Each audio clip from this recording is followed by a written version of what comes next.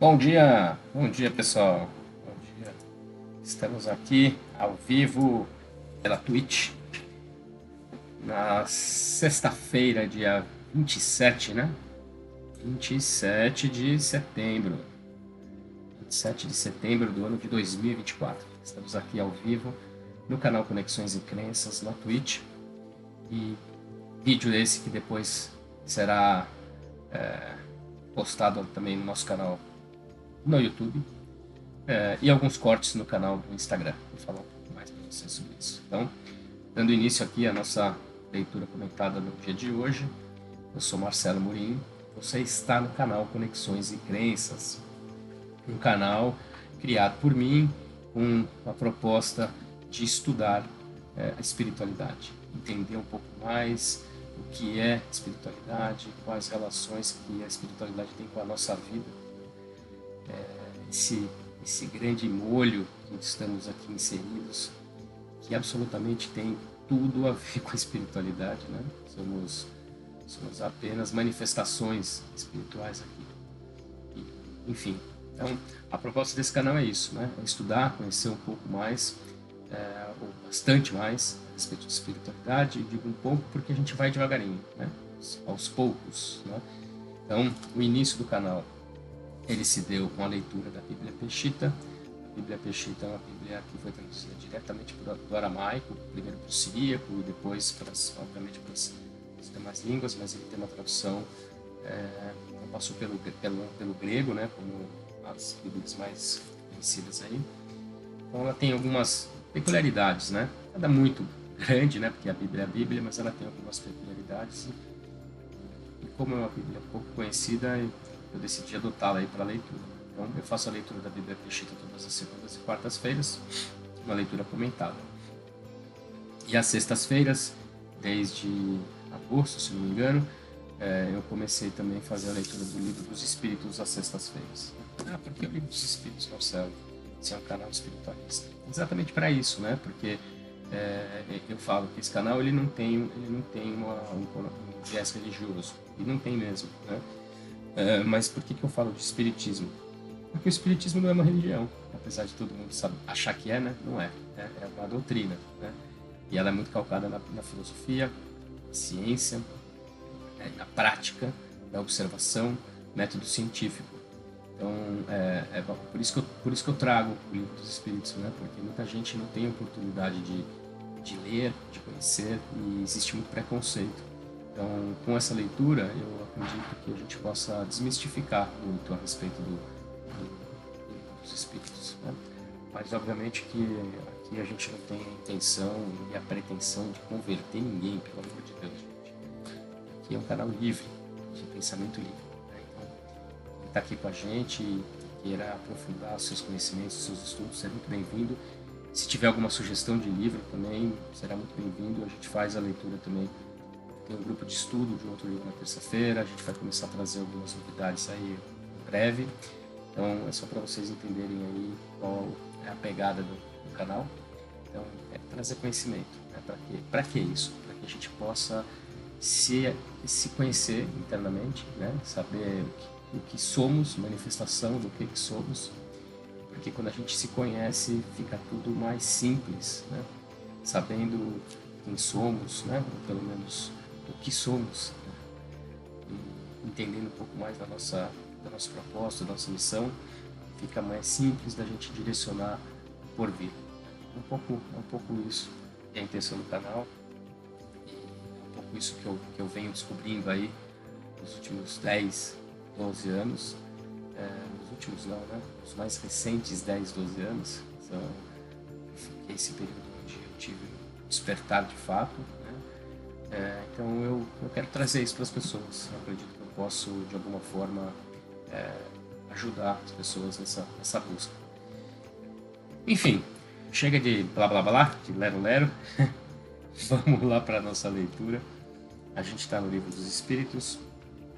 A gente já leu até a pergunta 131, né? A gente vai lendo, assim.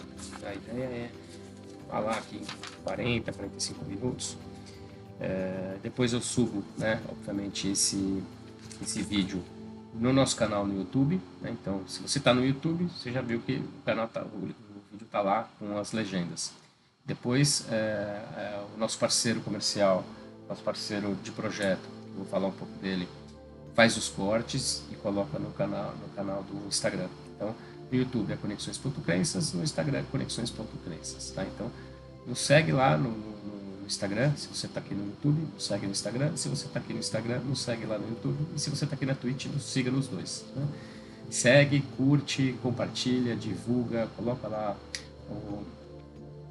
a lanterninha lá, a luzinha, o sininho para ser avisado quando tiver outros vídeos, que ajuda a gente no engajamento e ajuda a gente a fazer esse projeto ganhar relevância, né, para poder alcançar o maior número de pessoas, porque o intuito realmente é oferecer para as pessoas conhecimento, que elas consigam se despertar, né?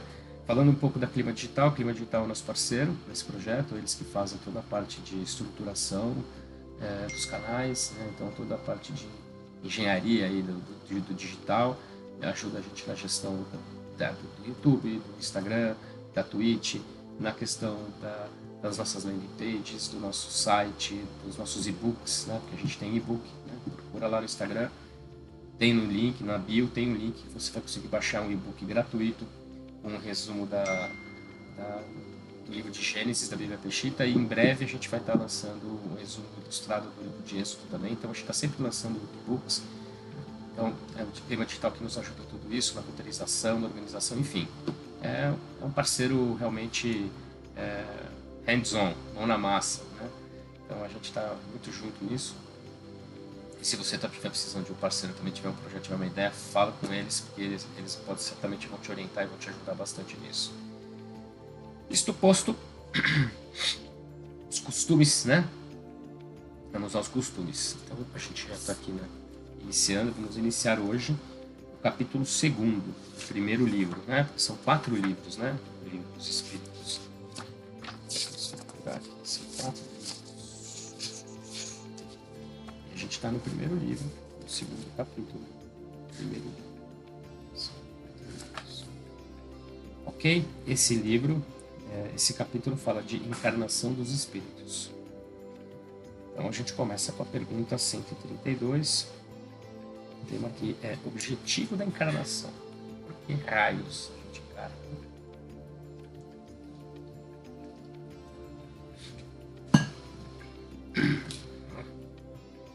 Qual o objetivo da encarnação dos espíritos?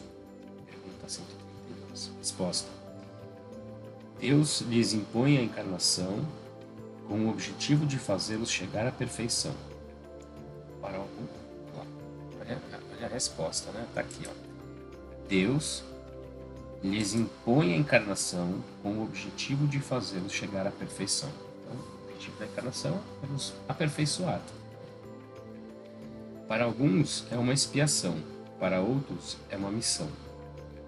Todavia, para alcançarem essa perfeição, devem suportar todas as vicissitudes da existência corporal. Isto é, que está a expiação. A encarnação tem também outro objetivo, que é o de colocar o espírito em condições de cumprir sua parte na obra da criação. Para realizá-la, é que em cada mundo ele toma um aparelho em harmonia com a matéria essencial deste mundo, cumprindo aí, daquele ponto de vista, as ordens de Deus de tal sorte que, concorrendo para a obra geral, ele próprio se adianta. Aí tem aqui o comentário do Kardec. A ação dos seres corpóreos é necessária à marcha do universo, mas Deus, em sua sabedoria, quis que para essa mesma ação eles encontrassem um meio de progredir, de se aproximarem dele. É assim que, por uma lei admirável de sua providência, tudo se encadeia, tudo é solidário na natureza. Então, o que ele diz aqui é o seguinte, que para que o espírito, né, consiga manifestar o seu processo evolutivo, né, passar pelas experiências, né, ele diz as vicissitudes da existência corporal, que é a expiação, ou até uma proposta de missão missionária e tal, a manifestação ela é feita na matéria, né, na carne, né, na matéria mais densa. E essa matéria, ela pode ser diferente, né, dependendo do planeta que ele está, do orbe, né? Ele fala aqui, né, toma um aparelho em harmonia com a matéria essencial do mundo. Então, espírito se apropria, porque o espírito ele não tem forma, né? O espírito é uma energia, uma luz. Então, para que ele manifeste a sua sabedoria, o seu conhecimento, ele precisa de um veículo, né? Então, esse veículo, ele tem que estar, a matéria dele tem que estar em harmonia com o planeta que ele está, né? Com a composição química do planeta que ele está. E essa é a manifestação que a gente tem, que a gente conhece no planeta Terra. Obviamente que em outros planetas a gente não tem a mesma manifestação, né? a mesma matéria. Então a gente vê de forma diferente, certo? Pergunta 133, a próxima. Os espíritos que, desde o princípio, seguiram o caminho do bem, têm necessidade da encarnação. Desculpem. 133, pergunta 133. Os espíritos que desde o princípio seguiram o caminho do bem têm necessidade da encarnação? Resposta. Todos foram criados simples e ignorantes. Instruíram-se na luta e tribulações da vida corporal. Deus, que é justo, não poderia fazer alguns felizes sem dificuldades e sem trabalho, por conseguinte, sem mérito. Tem outra pergunta aqui da mesma questão. Mas então, de que serve aos espíritos terem seguido o caminho do bem, se isso não os isenta das dificuldades da vida corporal? Resposta. Eles alcançam mais depressa o objetivo. Aliás, as dificuldades da vida, frequentemente, são consequência da imperfeição do espírito. Quanto menos tenha de perfeição, menos tem de tormentos. Quem não é invejoso, nem ciumento, nem avarento, nem ambicioso, não terá os tormentos que nascem desses defeitos. Ou seja, a gente cumpre as dificuldades de acordo com as nossas falhas, né? Com as nossas mazelas. Então, Deus é justo, Ele nos dá as oportunidades. Depende de nós. Agora a gente vai para outro tópico, da alma. 134. O que é a alma? O espírito encarnado. O que era a alma antes de se unir ao corpo? O espírito. As almas e os espíritos são, pois, identicamente a mesma coisa? As almas e os espíritos são, pois, identicamente a mesma coisa? Sim, as almas não são senão os espíritos. Antes de se unir ao corpo, a alma é um dos seres inteligentes que povoam o mundo invisível, que revestem temporariamente um envoltório carnal para se purificar e esclarecer. Ou seja, a alma nada mais é do que o espírito encarnado. Quando o espírito está encarnado, né, carne, ele está aqui, se chama de alma. Quando ele sai para a carne, quando ele desencarna, ele volta a ser espírito. Mas é o mesmo ser, o mesmo ente. 135. Existe no homem outra coisa que a alma e o corpo? Resposta. Existe o laço que une a alma ao corpo. Tem um laço que une a alma ao corpo. Qual é a natureza desse laço? É semimaterial, quer dizer, intermediário entre o espírito e o corpo e necessário para que possam comunicar-se um com o outro. É por esse laço que o espírito atua sobre a matéria e reciprocamente a matéria atua sobre o espírito. Ou seja, né, o que nos une ao espírito é um laço semimaterial, e é o que nos dá movimento, o que nos transmite o conhecimento e o que dá possibilidade do espírito agir, realizar, fazer as coisas. Aí vem aqui o comentário do Kardec. O homem é formado assim de 3 partes essenciais. Primeira, o corpo ou ser material, análogo ao dos animais e animado pelo princípio vital. Então, o corpo, a matéria, né? Animado pelo princípio vital que a gente leu nos capítulos anteriores. Segundo, a alma, espírito encarnado, no qual o corpo é a habitação. O corpo e a alma. Né? Se fosse aí o computador, né? E o programa. Terceiro, princípio intermediário ou perispírito, substância semimaterial que serve de primeiro envoltório ao espírito e une a alma ao corpo. São como num fruto o germe, o perisperma e a casca. Então, o espírito ele é um envoltório que conecta o espírito da matéria. Ele é semimaterial e normalmente ele tem uma aparência da matéria. Então, quando as pessoas falam, vi um espírito, você não viu um espírito, você viu um perispírito. O espírito ele é uma luz. O espírito ele não tem forma. O que a gente vê é o perispírito. Quem vê, né? Pergunta 136. A alma é independente do princípio vital? Resposta. O corpo não é senão um envoltório. Repetimos-lo sem cessar. O corpo pode existir sem a alma?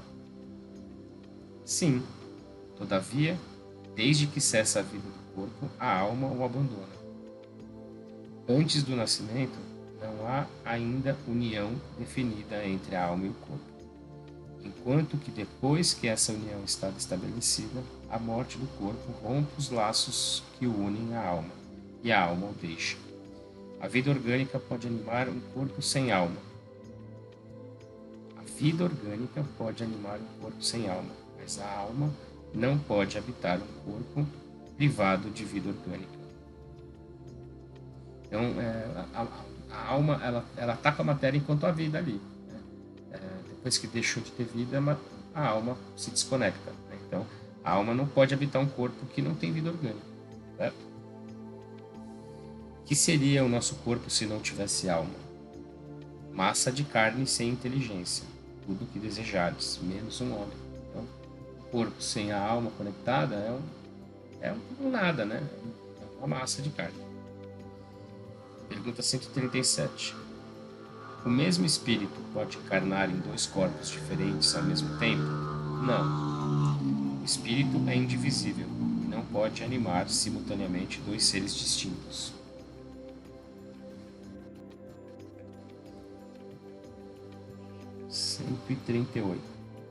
Que pensar da opinião daqueles que consideram a alma como o princípio da vida material? Resposta. É uma questão de palavras que não a temos. Começai por vos entenderdes mutuamente. Resposta. Em pensar da opinião daqueles que consideram a alma como o princípio da vida inteligente. É uma questão de palavras que não a temos. Começai por vos entenderdes mutuamente. Não respondeu aqui, né? De fato. Parece que ele não tem essa resposta. 139. Certos espíritos, e antes deles alguns filósofos, definiram a alma como uma centelha anímica emanada do grande todo. Por que essa contradição? Resposta. Não há contradição. Depende da significação das palavras. Por que não tendes uma palavra para cada coisa? Então, assim, o que ele diz aqui é que não tem contradição. É que a gente não tem palavras que consigam explicar. O nosso entendimento não consegue alcançar a necessidade, né, do entendimento aqui. Basicamente isso que acontece. Aí tem aqui uma observação do Kardec. A palavra alma é empregada para designar coisas muito diferentes. Alguns chamam assim o princípio da vida. E nesta significação é exato dizer, em sentido figurado, que alma é uma centelha anímica emanada do grande todo. Essas últimas palavras indicam a fonte universal do princípio vital, de onde cada ser absorve uma porção que depois da morte retorna à massa. Essa ideia não exclui a de um ser moral distinto, independente da matéria e que conserva sua individualidade. É a esse ser que nós igualmente chamamos alma, e é nessa significação que podemos dizer que a alma é um espírito encarnado. Dando à palavra alma definições diferentes, os espíritos falam segundo a aplicação que fizeram dela, e segundo as ideias terrestres de que estão ainda mais ou menos imbuídos. Isso decorre da insuficiência da linguagem humana e não tem uma palavra para cada ideia, tornando-se a fonte de uma multidão de enganos e discussões. Eis porque os espíritos superiores nos dizem que nos entendamos primeiro acerca das palavras. Ou seja, a gente não tem capacidade de discernimento ainda. A gente não tem palavras para traduzir tudo aquilo que efetivamente acontece no plano espiritual. Então não é que eles não respondem, que eles não sabem. É que nós não temos o conhecimento necessário para compreender. Pergunta 140. O que pensar da teoria da alma subdividida em tantas partes, quantas são os músculos e presidindo assim a cada uma das funções do corpo? Resposta. Isso depende ainda do sentido que se dá à palavra alma. Entendida como o fluido vital, é razoável.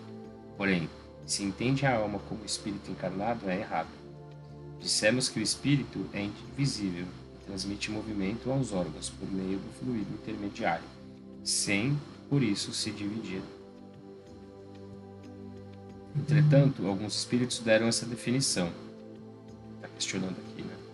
Os espíritos ignorantes podem tomar o efeito pela causa. Então, o espírito ele é indivisível, né? Então, ele não são vários espiritinhos que compõem um espiritão e esses espiritinhos atuam em cada órgão.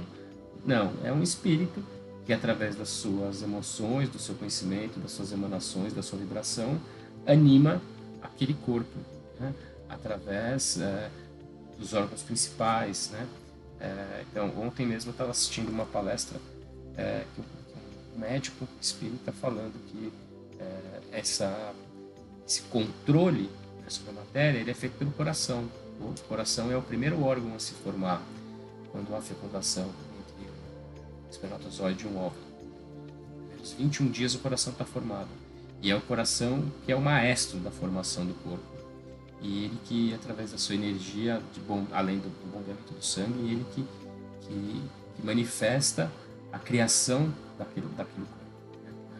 Ele que manifesta o crescimento, daquele corpo e, obviamente, organiza tudo ele ao longo da sua existência. Interessante. Isso é um conhecimento mais recente, né? Não é um conhecimento aqui do Livro dos Espíritos, é um conhecimento mais recente, mas é um médico espírita falando sobre isso. Se alguém tiver curiosidade, quiser saber do que se trata, me manda aqui no direct que depois a gente conversa. Aí tem aqui a observação do capítulo. A alma atua por intermédio dos órgãos. Os órgãos são animados pelo fluido vital que se reparte entre eles, e mais abundantemente naqueles que são os centros ou sede dos movimentos. Mas essa explicação não se aplica quando se considera a alma como sendo o espírito que habita o corpo durante a vida e o deixa quando ocorre a morte. 141.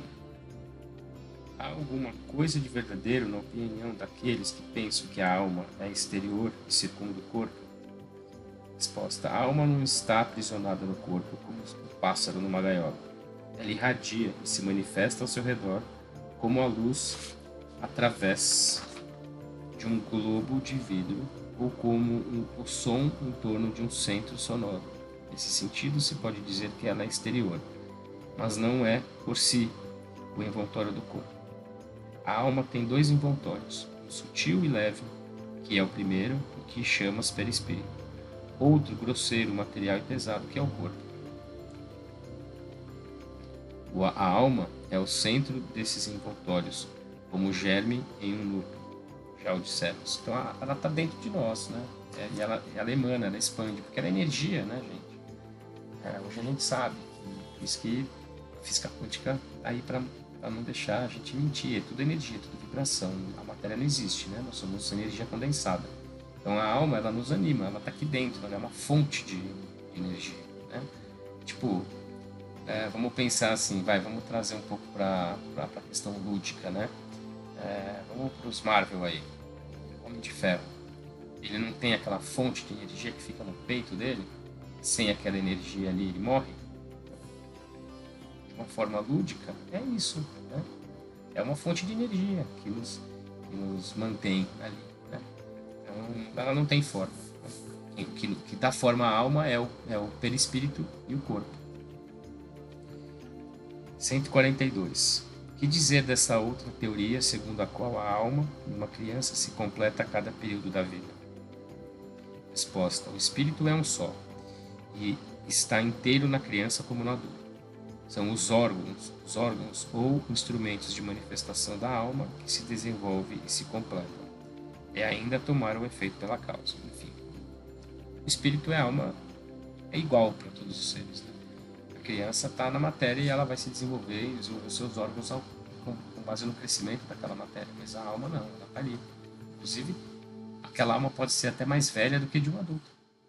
Né? Do ponto de vista da encarnação, das reencarnações, a alma de uma criança pode ser mais antiga do que a alma de um adulto. A gente não sabe. 143.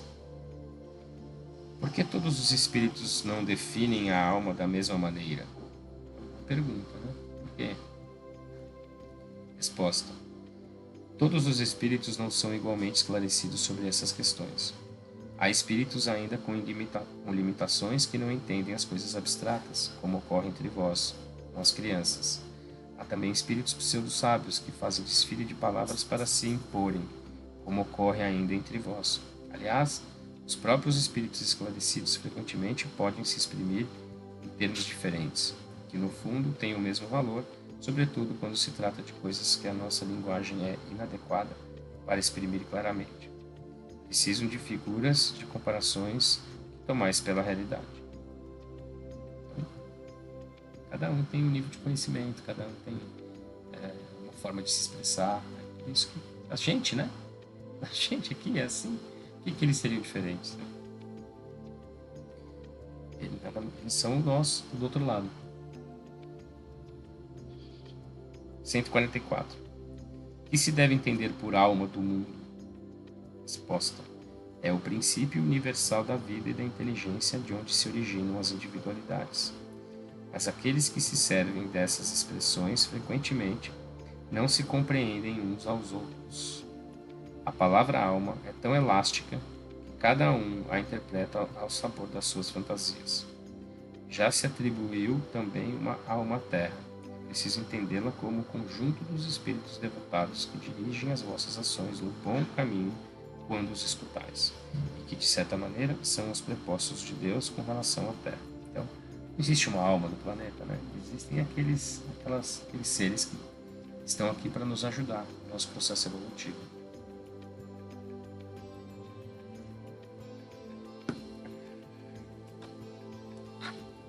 (145) Como se explica que tantos filósofos antigos e modernos tenham discutido tanto tempo sobre a ciência psicológica sem terem alcançado a verdade?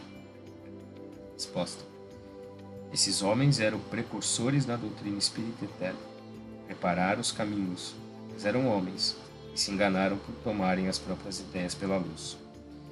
Mas os próprios erros servem para deduzir a verdade, mostrando o pró e o contra. Aliás, entre esses erros se encontram grandes verdades, que um estudo comparativo nos faz compreender. A alma, 146. A alma tem uma sede determinada e circunscrita no corpo? Resposta: não, mas ela está mais particularmente na cabeça dos grandes gênios, em todos aqueles que pensam muito, e no coração daqueles que sentem muito e dirigem suas ações a toda a humanidade. Que pensar da opinião daqueles que situam a alma no centro vital? Quer dizer que o espírito habita, de preferência, essa parte do vosso organismo, uma vez que é para lá que convergem todas as sensações. Aqueles que a situam no que consideram como centro da vitalidade confundem-na com o fluido ou princípio vital. Contudo, pode-se dizer que a sede da alma está mais particularmente nos órgãos que servem à manifestações intelectuais e morais. Enfim, é aqui, né? Coração, mente, coração, é aqui que ela se manifesta, dependendo muito da característica daquela pessoa, daquele espírito. Se ela é mais voltada para as questões mentais ou questões morais. Isso também não faz a menor diferença, né? É só uma questão de curiosidade.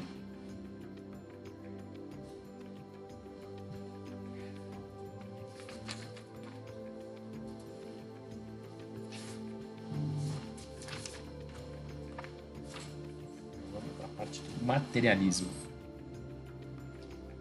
147. Por que os anatomistas, os fisiologistas e, em geral, aqueles que se aprofundam nas ciências naturais são com frequência levados ao materialismo?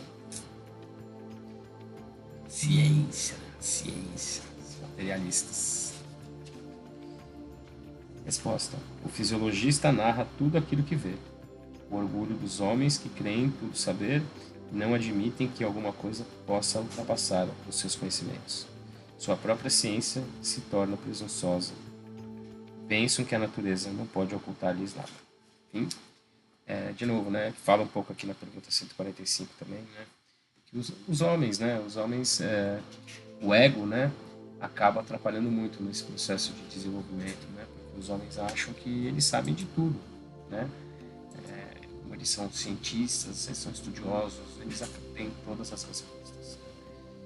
Não é bem assim, né? A gente sabe que ao longo da história muitos questionaram, né? Muitos pensadores questionaram, questionam ainda. Só que existem movimentos intensos, fortes, né? E aí envolve uma série de outras questões aí que não vem ao caso a gente falar agora, mas o homem acaba manipulando, entendendo de forma equivocada, exacerbando, achando que é maior que Deus, né? Sabe mais do que Deus. Ontem mesmo nessa palestra, depois eu coloco, depois eu mando para quem tiver curiosidade, aí me manda uma mensagem que eu mando o link dessa foi um podcast, na verdade, o médico falando, né, que hoje já se sabe que o que a gente conhece do universo é 5%. Então, assim, que presunção é essa do ser humano achar que sabe de tudo conhecendo só 5% do universo? Não tem condição, né? E claro que a gente não tinha essa informação na época que isso foi escrito. Nós, encarnados, não tínhamos. Os espíritos certamente tinham, né? Mas nós não tínhamos. Então, é difícil trazer esse tipo de informação aqui, né? Mas hoje a gente sabe disso. 148. Não é de lamentar que o materialismo seja uma consequência de estudos que deveriam, ao contrário, mostrar ao homem a superioridade da inteligência que governa o mundo? É necessário concluir que eles são perigosos? Resposta. Os espíritos. Não é verdade que o materialismo seja uma consequência desses estudos. O homem é quem tira deles uma falsa consequência, porque ele pode abusar de tudo, mesmo das melhores coisas. O nada, aliás, os amedronta, mais do que o demonstra. Os espíritos fortes são frequentemente mais fanfarrões que corajosos. No mais das vezes, são materialistas por não terem nada com que encher o vazio do abismo que se abre diante deles.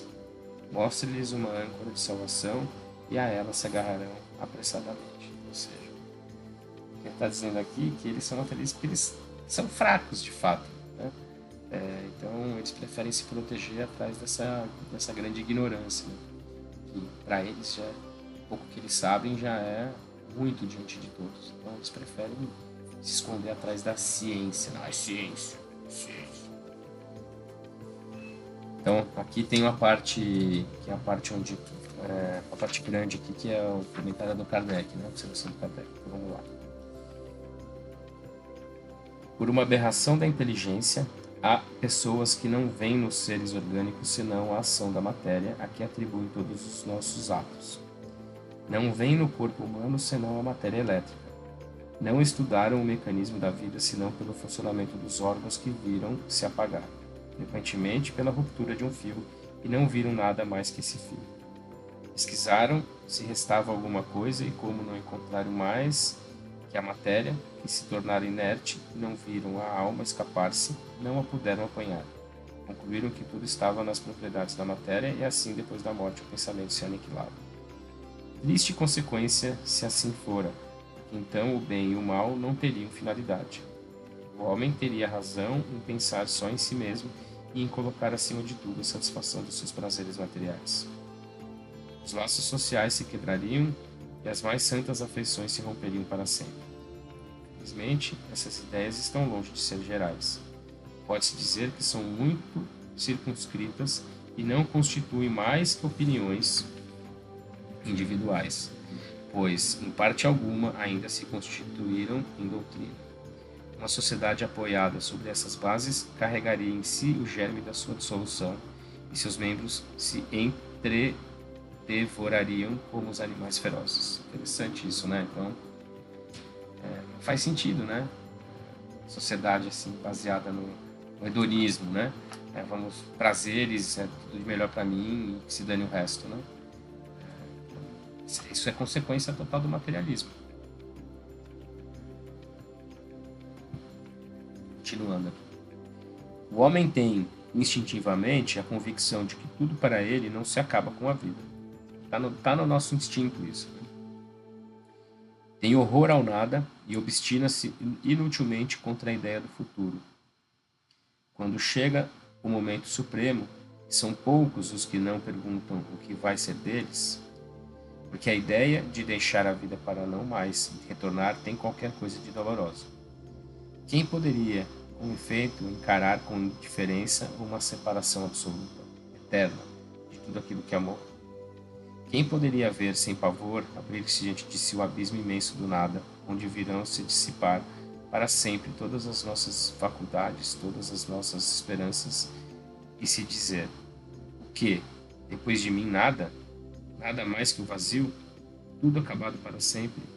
Ainda alguns dias e minha lembrança terá se apagado da memória daqueles que me sobreviveram, e bem cedo não restará nenhum traço de minha passagem sobre a terra. O bem que fiz será esquecido pelos ingratos a quem eu servi, e nada para compensar tudo isso, em uma outra perspectiva que é aquela do meu corpo roído pelos vermes. Essa realmente é uma grande dor, né, do homem, né? Pensar que, e agora, né? O que será depois, né? Este quadro não tem alguma coisa de apavorante, de glacial? A religião nos ensina que não pode ser assim e a razão nos confirma.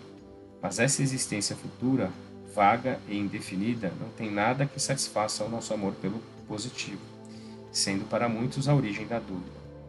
Temos uma alma, mas o que é a nossa alma? Ela tem uma forma, uma aparência qualquer? É um ser limitado e indefinido? Alguns dizem que é um sopro de Deus, outros que é uma centelha, outros ainda uma parte do grande todo. O princípio da vida e da inteligência, mas, de tudo isso, o que aprendemos? O que nos importa ter uma alma se depois da morte ela se confunde na imensidade como as gotas d'água no oceano? A perda da nossa individualidade não é para nós como nada? Disse que ela é material, mas uma coisa disse que ela é imaterial, mas uma coisa imaterial não tem proporções definidas e para nós representa nada. A religião nos ensina também que seremos felizes ou infelizes segundo o bem ou o mal que houvermos feito. Mas em que consiste essa felicidade que nos espera no seio de Deus? É uma beatitude, uma contemplação eterna sem outra finalidade que cantar louvores ao Criador? As chamas do inferno são uma realidade ou um símbolo? A própria Igreja o entende como um símbolo, mas quais são esses sofrimentos? Onde está o lugar do suplício? Uma palavra? O que se faz, o que se vê nesse mundo, nos espera a todos. Disse que ninguém voltou para nos prestar contas. É um erro. E a missão do Espiritismo é precisamente de nos esclarecer sobre esse futuro, de nos fazer até certo ponto atingi-lo com o dedo e com o olhar, mas não mais pela razão, mas pelos fatos. Graças às comunicações espíritas, isso não é mais uma presunção, uma probabilidade sobre a qual cada um entende a sua vontade. Os poetas embelezam suas ficções ou semeiam imagens alegóricas que nos enganam.